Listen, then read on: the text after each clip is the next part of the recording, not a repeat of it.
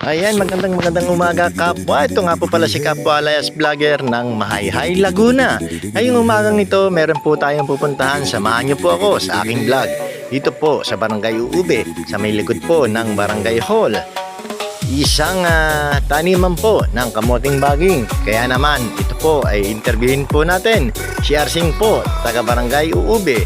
Tara, samahan niyo ako sa pagbunot ng kamoting baging. Let's go! Ano pong ginagawa nyo? Kaya kamote po. Kamote baga? Ayan.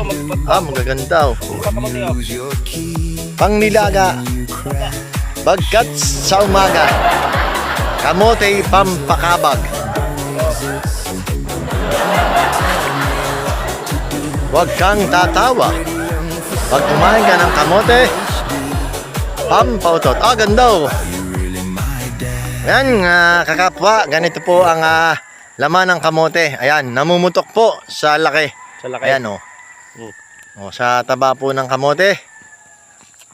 Dito lamang po yan sa Hapag, Barangay Uube, bayan ng Mahayhay, Laguna.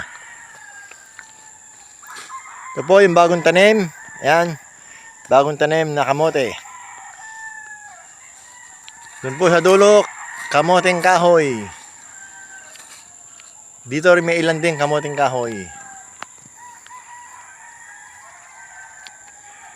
Sa bukid, kapag ikay masipag, ayan, at nagtanim, ayan, laging may aanihin. Lalaki. Ayan. Oh. Ilang buwan po yan, itinanim? Ano na yan? Dalawa kalahati pala ito. Yun, 2 kalahati po. Bago pipitasin. Bago bunutin. Ayan.